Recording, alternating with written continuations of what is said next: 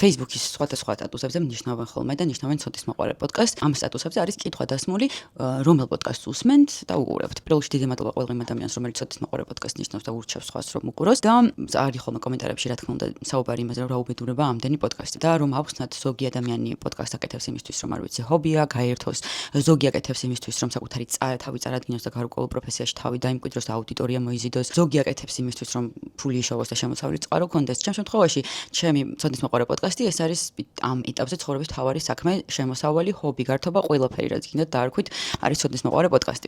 შემდეგი კომენტარი, რომელიც იწერება ხოლმე ამ სტატუსებზე არის, რომ რა უბედურება ყველა პოდკასტში ერთი და იგივე სტუმრები დადიან. და მოდით ამაზე გულწრფელად ვისაუბროთ. იმიტომ რომ ზერთად მაყურებელი უყურებს ერთ და იგივე ადამიანებს, უსმენს ერთ და იგივე ისტორიებს, რომელიც შეიძლება უკვე 10 ჯერ აქვს მოსმენილი, მაგრამ რატომღაც მხოლოდ ერთი და იგივე ცნობად სახეებს უყურებენ.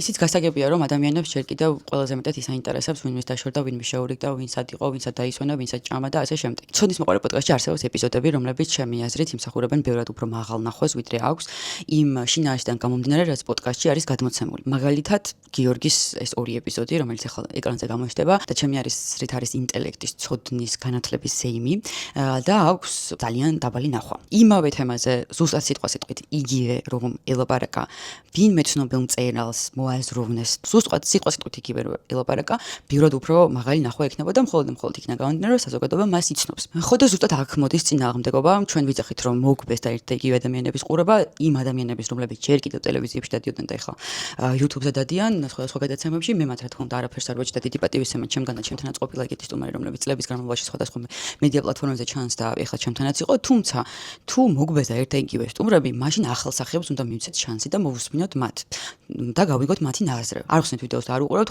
მხოლოდ იმიტომ რომ მისი სახელი და გვარი არ გვიცნობთ და სახეზე ვერ ვცნობთ. ხო და ახლა წარმოიდგინეთ რომ პოდკასტი არის ადამიანის მთავარი შემოსავლის წყარო და პოდკასტების ძირითადი შემოსავალი არის სპონსორები. სპონსორები კი უყურებენ ნახვებს, სტატისტიკას, ციფრებს. შესაბამისად რომ ხარ პოდკასტის შემქმნელი ან პროდიუსერი, არ ვიცი რაც გინდათ ის დაარქვით, ვის მოიყვანს სტუმრად? რა თქმა უნდა იმ ადამიანს, რომელიც მეტ ნახვას აგროვებს შენს პოდკასტში, იმისთვის რომ სპონსორმა დაგასპონსოროს და შენ შეძლო საქმის კეთება. მოკლედ რო ვთქვათ, მოთხოვნა ქმნის მიწოდებას. ხო და მინდა განსაკუთრებით ცოდნის მოყარე პოდკასტის მაყურებელს მიმართო, რომ მიეცით შანსი ახალ სახეებს და ნუ გამოტოვებთ იმ ეპიზოდებს, რომელთა სტუმრების სახელებიც არ გეცნობათ ან არ იცით.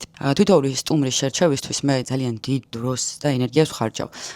ძალიან ფაქიზად ვარჩევ სტუმარს, ვეძებ ადამიანს, რომელსაც ნამდვილად აქვს სათქმელი, გამოცდილება და ცოდნა, რომლის გაზიარებაც მართლაც ღირს. ამიტომ არ ვენდოთ მხოლოდ სახელებს და გვარებს და როდესაც მისცემთ შანსს უცნობ ადამიანებს, უცნობ სახელებს და გვარებს, რომლებიც ძალიან საინტერესოები არიან თავიანთი გამოცდილებებით, თავისი პრაქტიკებით, თავისი აზროვნებით, აღარ დადგება იმის საჭიროება, რომ ერთ და იგივე ადამიანებმა იზიარონ სხვადასხვა გადაცემებში თუ პოდკასტებში და ექნებათ პოდკასტერებსაც და გადაცემებსაც იმისი შანსი და იმისი სურვილი, რომ მოიძიონ სხვადასხვა ადამიანები, მოძებნონ, მოიწვიონ, ალაპარაკონ და ასე შემდეგ.